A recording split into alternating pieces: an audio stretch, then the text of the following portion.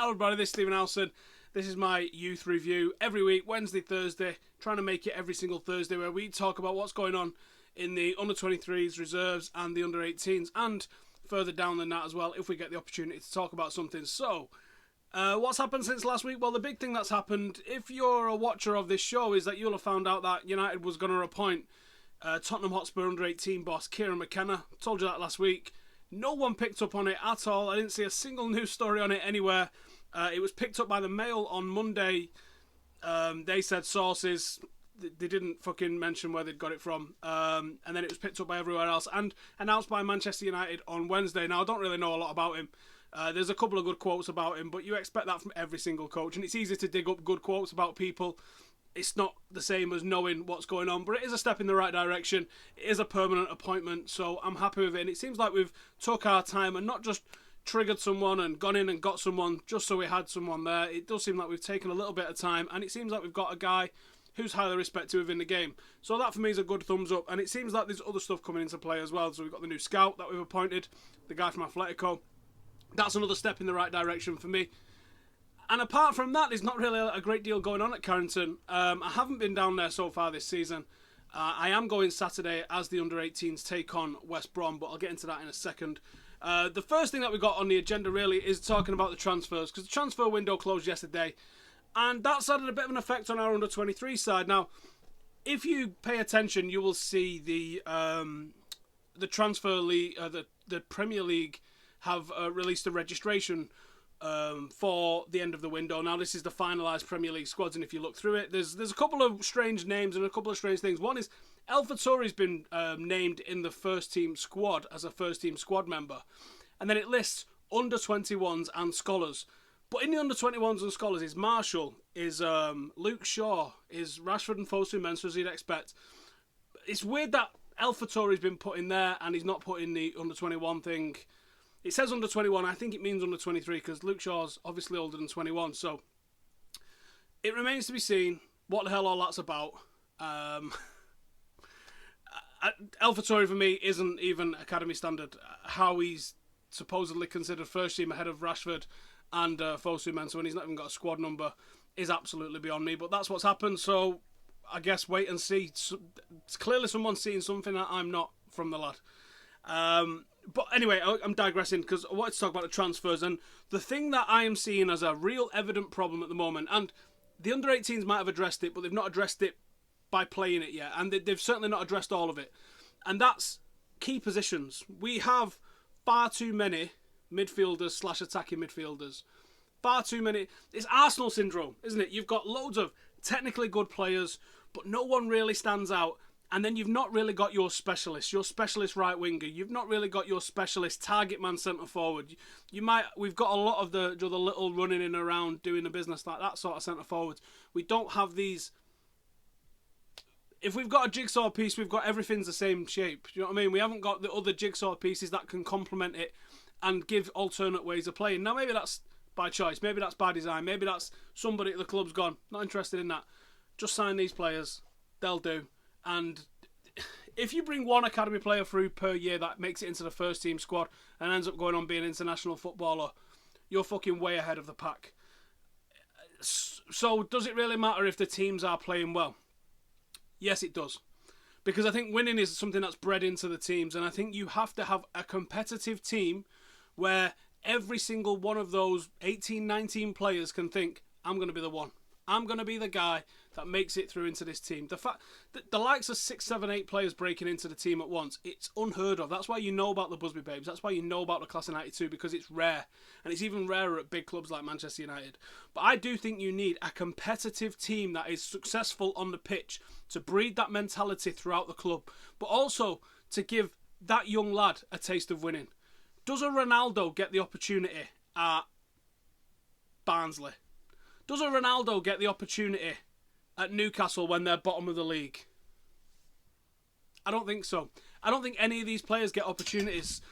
Sometimes I don't think they get the opportunities at the very top for the same reason as well. But if you're trying to bring through an amazing, talented footballer like a Rashford, if he's in a poor team, he's going to be frustrated and he's not going to develop and advance his own skills, is he? because he's not going to get on the ball enough. If you're a team that's getting whooped 3-4-0 every single week because you're not arsed and you're just trying to bring through this one guy, well, you're not going to bring through that one guy because that one guy needs competitive football. He needs to be in a team that's challenging. The same rule is if you're smashing everybody every week, that's not preparing you for what's going to happen when you face Premier League opposition, because you are never going to enter a team that is 6-7-0 in everyone every single week.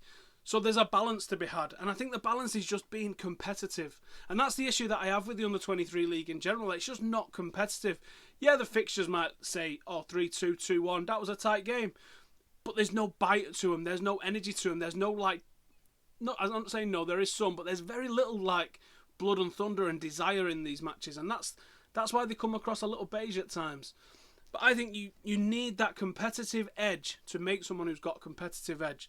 I don't agree with the way fucking kids are cotton-wooled all the way up to 16. You're not allowed to show the fixture list and all the rest of it, and you're not allowed to criticise kids or tell them that they can be better than what they are.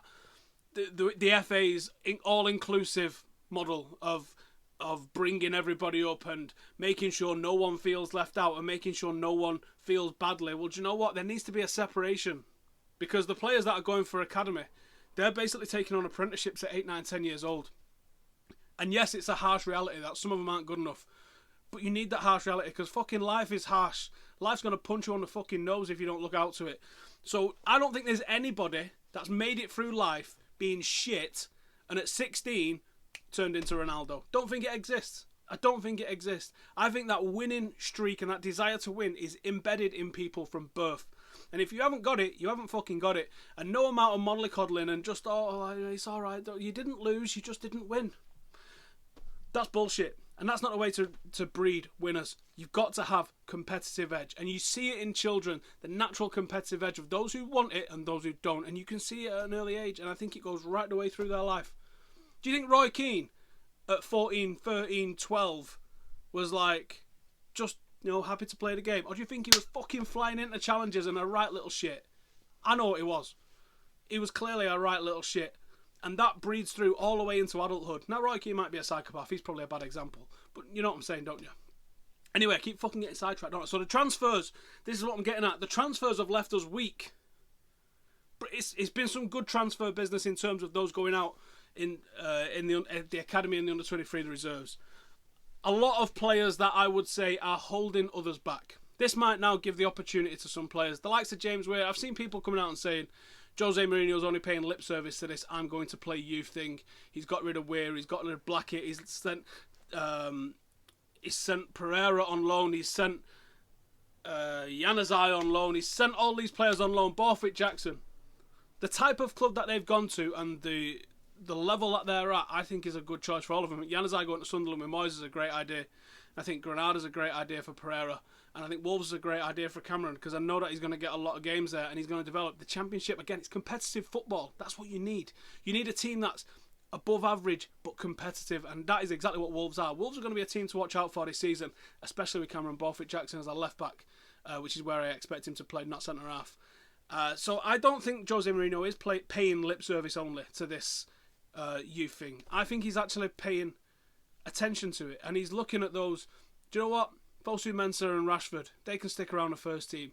He's looked at Cameron, he's gone, do you know what? You've probably got, if we can't get rid of him, Blind, Rojo, and Darmian as a left-back option, and Luke Shaw ahead of you. Right, okay, well, as I always say, you need games to develop, and he's gone, he ain't going to get 10 games this year, so what's the point in keeping him here to play under 23s, which is shit? Now, you go out on loan, mate. You go out on loan, you go get some games, come back, chomping at the bit. Nice one. Andreas Pereira, he's looked around, he's gone.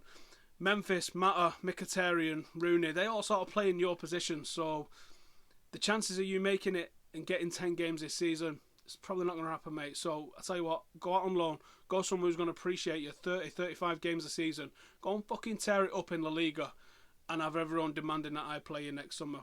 Go on, son. And I think that's exactly what he's done. The likes of Weir and Will Keane, they probably wasn't going to be getting first team games this season. I've got no problem with them lads going. If you're not breaking into the team by 20, 21, then you're probably not going to break into the team.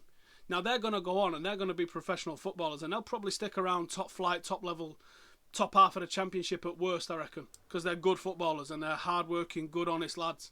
And I think there'll be great signings for Hull. But they was never going to be first choice at Manchester United. So you need to go and move on. I care for these lads like I know them. And I don't really know any of them. And I care for them because I want them to go and be successful, because that proves that Manchester United is the best academy in England, which I think it is. And the stats back up that it is. There's United players all over the show, and you just don't see that from other clubs. United gives you an education and a grounding in football, and that's what these lads have gone on to do. If we don't make people for the first team, it's not a failure. If they're still playing football, they go on and get international caps. They play in the Premier League. They look at Danny Drinkwater, go and win the league. That's awesome. Danny Simpson, ex-United players, more ex-United academy products that have gone on and won the league. I'm delighted for them. I really am. Anyway, let's get into the results of stuff, because this is where it gets topsy-turvy. Now, the under-23s drew with Chelsea 1-1 at the weekend, and it was a sort of game, wasn't it?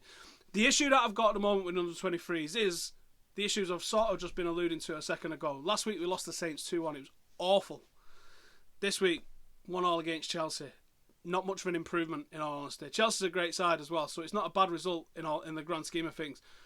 But it isn't a good result. And the problem that we're playing is we're playing 6 or 7 players, like I said earlier, that are all the same sort of temperament, all the same sort of ability, nice technical, nice footballers, but there's not enough oomph in some of them.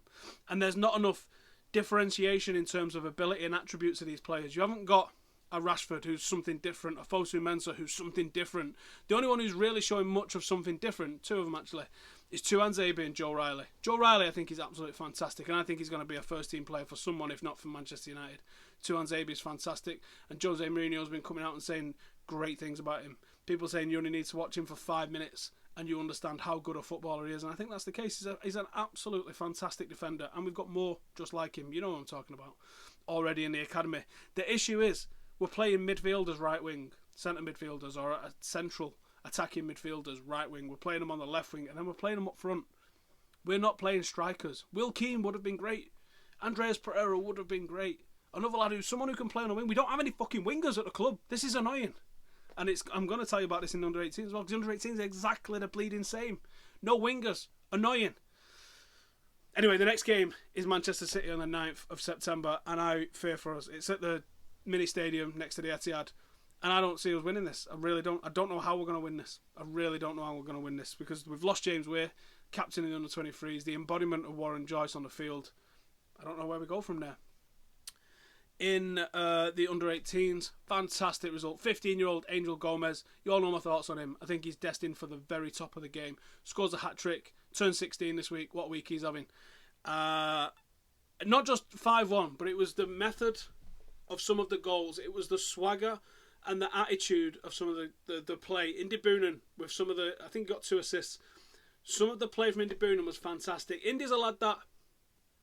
I think he got 7 in 12 last season, something along those lines. Decent. Sort of played as a number 9, but I can't figure out where he plays. I don't think he's a number 9. I don't think he's an out-and-out number 9. He's not an Alan Shearer, at least. He is more of a withdrawn sort of forward. Skills to go past the man, but not really a winger either. This is the problem. We've got a lot of players like that. DJ Buffon is exactly the same. Excellent technical ability. Doesn't really grab the game by the scruff of the neck, because I don't think he's being played in the right position. We've experimented playing Angel as a bit more of a number 8 role rather than the number 10. And I think getting him on the ball more is a good idea. And I wouldn't mind seeing either Indy Boonen or Buffon played in the number 10 role. Chong on the left wing, fantastic. As soon as he really starts to find his feet, you're going to see an unbelievable player, and I expect the goals to start flying in from him. He tries the spectacular. He looks to beat a man. He's always trying that risky thing. That's what you want from a winger. Wingers are the only people on the pitch, apart from maybe a striker, that I will accept trying to do the risky shit from, because that's what you've got to do. You've got to take a chance to make a chance, and that's what I see Tahith Chong doing. But again, on the right-hand side, you've not really got anyone. Chong comes in and makes stuff for himself as well. If you're going to have that, you need a guy on the right that's going to the byline and hitting it back for Chong and the number 10 and whoever's playing up front. Not seen enough of Burkhardt just yet. Not seen enough of Bowie just yet, but these are proper number 9s, so at some point I expect these 2 lads to be leading the line like proper number 9s, and if we get that, then we might see some traction from us this season, because that's what we lack at both the 2 underage sides. We're lacking that real number 9 that's going to absolutely batter us forward. Look at what Zlatan's doing for the first team. We just simply don't have that at the lower age groups. Another lad that's on trial, Knox from Livingston, I think he's from. Again, don't know anything about the guy. Hopefully, I'll be able to see something of him if he plays in the under-18s against Middlesbrough. A real dynamic midfielder, I believe he is. Made his debut at 16 in the Scottish Prem, so there's got to be something about this lad. Now, I think the registration window is still open for 18s and 23s because you don't need to be registered to play in that league. It's only Premier League registrations as far as I'm aware. So we're fine to still buy some players, and I hope we do buy some players because there's some fucking brilliant footballers out there. And if Nicky Butt watches this channel, which I'm not sure he does, in fact, I'd go as far to say, and I'm pretty certain he doesn't, but if Nicky Butt watches this, please get hold of a decent right winger. Someone who's going to hit the byline and throw a cross in. A 2010 vintage Valencia, that sort of guy. And I think you'll see a difference in this side. I can't believe we haven't got one. I really can't. Maybe give Adi Barlow a go out there because Adi Barlow looked fantastic. He's got that same sort of energy and tempo built inside of him that Rashford's got. I don't know if we'll see Rashford in the under-23s. Can't see it. Might see Fosu Mensah if he goes any more weeks without getting a sniff of many sort of minutes in the first team. Might even see Memphis in there as well because he's going to need game time very soon. So there we go. That will do it for this week. I'll try and get some video for this on Saturday when I'm at the under-18s to see who's about. There's usually a couple of ex-players kicking about. That's usually worth chatting to. So hopefully I'll start doing that in the youth review. So give it a shit ton of likes and we'll see what we can do for next time around. Hopefully the under-18s have now turned it around from last year's hangover season and we're going to make a real good go of it this season under new boss Kieran McKenna. I might see if he fancies a chat as well. Every chance he'll be like, who the fuck are you, do one. But we can ask, can't we? Anyway, thank you for watching. This has been the youth review. Same time next week. Please subscribe if you're new. We do try and break a little bit of news on here. Occasionally get the wind of that. Haven't had fuck all for weeks. Apart from the McKenna one last week. I am at Carrington at weekend though, so that might change this weekend. Anyway, thank you for watching. I'll see you soon.